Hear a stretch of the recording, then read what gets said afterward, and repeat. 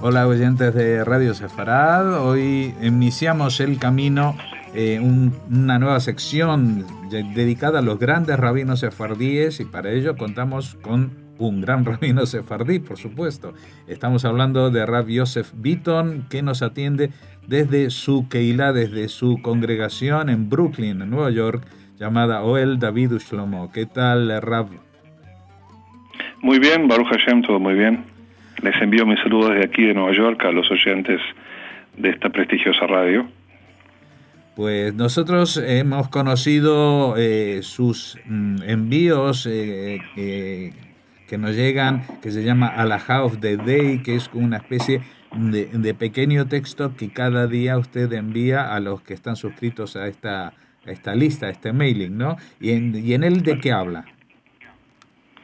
Bueno, trato de hablar de distintos temas que tienen que ver con la práctica judía, también con la historia judía, con el pensamiento judío, y trato una vez por semana de escribir sobre rabinos, especialmente rabinos sefaradíes olvidados, lamentablemente olvidados, de los cuales la gente no tiene mucho conocimiento. Y hasta ahora escribí como unas 80 biografías más o menos. Y ese es el camino. Muchos de ellos no estaban en enciclopedia, ni en Wikipedia, ni en ningún otro lado. Uh-huh. Bueno, nosotros vamos a aprovechar ese conocimiento para darlo a conocer a través de Radio Sefarad, pero hoy permítanos, por ser la primera vez la inauguración de este ciclo, que hablemos de un rabino que sí es conocido. Digamos que es el rabino sefardí por excelencia, y también que nos sirve de puente para hacerlo desde España. Estamos hablando del Rambam, o Rav Moshe ben Maimón, o Maimónides, este genio que nació en Córdoba en el siglo XIII, creo. Usted nos dará más Usted nos dará más detalles. 1135 nació en Córdoba, sí. Sí, pues cuéntenos por qué es tan importante Rambam. Es importante por las obras que hizo. Hay una que es quizás la principal, que se llama Mishneh Torah. Mishneh Torah es como el código que codifica la ley talmúdica. El Talmud, que fue, el Talmud registra las discusiones y los debates y las legislaciones rabínicas durante 5 siglos. Los primeros siglos de la era común, los primeros 5 siglos de la era común. Estamos hablando de 500 años de legislación. El Talmud es no es un libro, son 60 tratados, ¿no? Es un escrito muy, muy, muy complejo, que también está organizado de una manera que es poco usual. Está organizado como diálogos, es un calco de diálogos intercalado con historias y pensamientos, etcétera. Y lo que Maimónides hizo es, en primer lugar, reorganizar toda la ley talmúdica por temas, reformularla en un idioma accesible, en un hebreo accesible, y también determinar la ley, que en el Talmud se dedica más a la discusión que a la definición de la ley. Entonces, Maimónides tuvo que hacer todo eso, tuvo que decidir la ley, dictaminarla y organizarla. Y escribió tampoco es un libro, es una serie de libros, de 14 libros, llamado Mishneh Torah, que contienen en total 1000 capítulos. 1000 capítulos.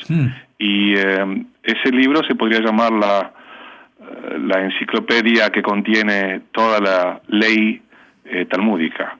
Es más, la importancia de esta obra es que, aunque luego fueron escritos otros códigos de ley, como por ejemplo el Shulchan Aruch, que escribió Rabbi Yosef Karo un poco más tarde, digamos en el siglo XVI, la de Maimónides es la única obra que es exhaustiva. No sé si me explico. Exhaustiva, que significa que, según él mismo lo declara, contiene toda la parte halágica en cuanto a lo que es la práctica judía, ¿no? Toda la parte. O sea que cubre todos los temas que pueden haber en el judaísmo de una forma práctica. Por eso que es tan importante esta obra. Y por supuesto que fue también la obra que sirvió como base a las obras subsiguientes, incluso también al Shulchan Aruch. Digamos, el 90% del Shulchan Aruch se basa en las determinaciones de Maimónides.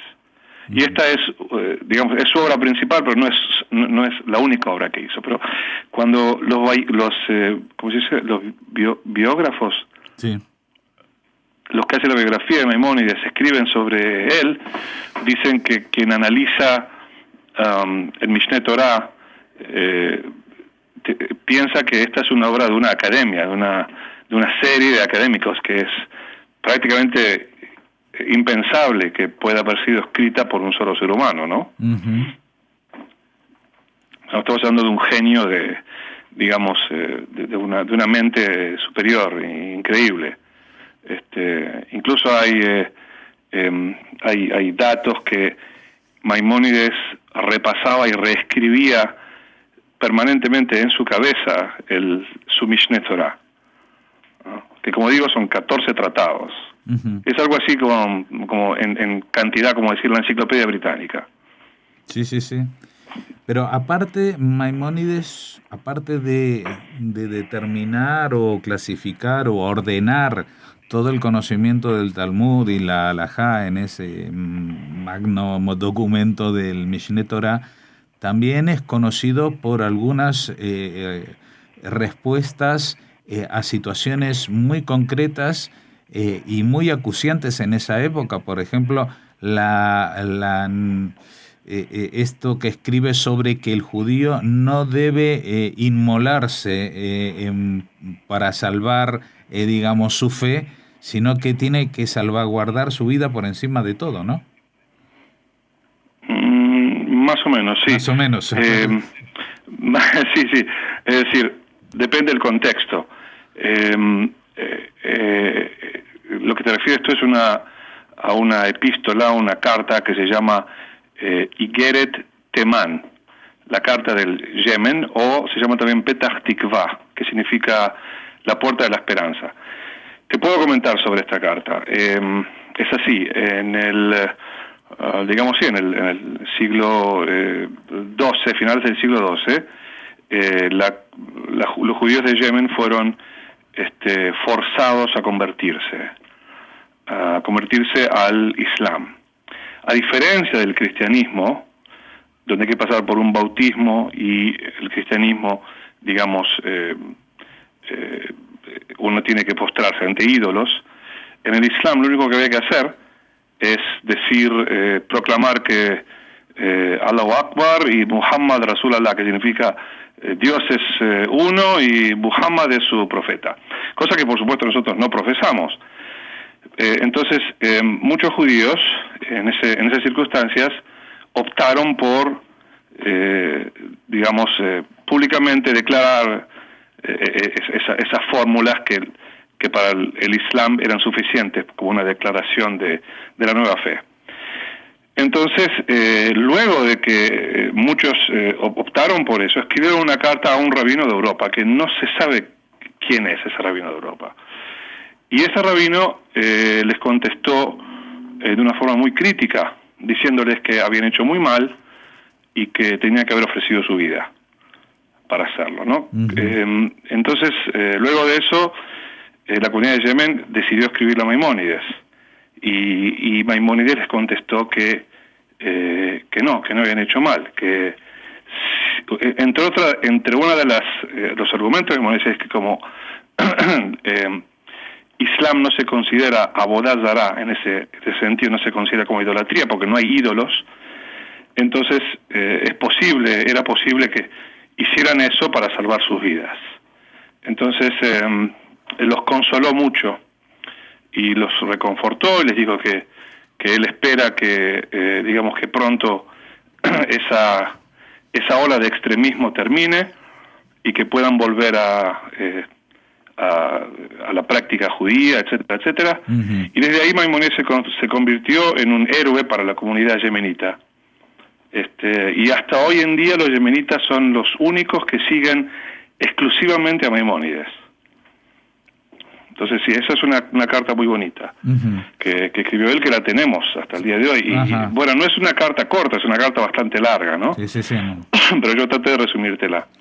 No, es interesante, pero entonces eso sirve para el tema de conversión forzosa al Islam, pero no para conversiones forzosas al cristianismo, por ejemplo. No necesariamente, sí. Pero en tiempos de las cruzadas, lo que hemos visto en la historia, que algunos judíos salían cuando veían a las hordas de los cruzados que se acercaban en territorios como Alemania, pues se suicidaban antes de que llegasen. Eso no afectaba a eso. No, digamos que son dos temas diferentes, muy complejos, por cierto, pero diferentes. Tampoco Maimónides nunca habló del suicidio como como una opción. Él habló de entregar la vida, no de suicidarse. No sé si entienden la diferencia. Sí, no. Es decir, estar dispuesto a sacrificar la vida. Pero claro, en situaciones muy extremas, ¿no? Y muy tristes, que Baruch Hashem son parte del pasado, un pasado muy oscuro, y bueno. Bueno, del Rambam también se... Hablemos de cosas más lindas. Sí, hay algo muy bonito que me recuerda a eso. No me acuerdo qué biógrafo, de nuevo, ¿cómo se dice? Biógrafo. Estos años en Estados Unidos. Perdón, estoy tratando de traducir en inglés. Escribió lo siguiente sobre Maimónides a la luz de este evento. Él dijo algo así, a ver si me puedo acordar. Él dijo, a ver si me acuerdo, un rabino puede ser un juez o un médico, ¿ok? A veces la transgresión se puede ver como un delito que requiere que un juez lo condene. Pero Maimónides lo veía como una enfermedad que requería que un médico la cure. Algo por el estilo. Bueno, justamente... Entonces Maimónides actuó en su papel de rabino también como médico. Él siempre buscaba la cura, no la condena. No, digo de que justamente sobre Maimónides sí que a pesar de la distancia en el tiempo se han recogido muchos datos biográficos, primero de su paso cuando sale de Córdoba por Almería, luego en Fez, que incluso hoy en día cualquiera que vaya a visitar Fez pues le muestran muchas casas distintas y a todas le dicen que aquí vivió Maimónides. Y luego en lo que es en Fustat, en el Cairo, donde él estuvo y fue médico incluso de Saladín, del líder de los, digamos, de los musulmanes que estaban enfrentados a los cruzados por la Tierra Santa, ¿no? Sí. Sí fue un gran médico de mucho prestigio, como tú dices, tenemos muchos conocimientos sobre Maimónides. Y independientemente de cuál fue la casa donde vivió, el tema es que sigue vivo por sus obras, ¿no? Es decir, sus obras son estudiadas todos los días por cientos de miles de personas. Esa es la verdad. Sí, y aparte, y sigue siendo un libro insuperable. Y aparte sigue siendo una figura que trasciende esta división que a veces es un poco más artificial de lo que es en realidad entre sefardís y ashkenazís. O sea que es un personaje que también todos los rabinos y todas las yeshivot ashkenaziot lo estudian a fondo, ¿no? Sí, exactamente. Trasciende eso, no es exclusivo de una u otra comunidad. Es así, es universal. Bueno, Rav Yosef Bitton, le agradecemos este primer contacto.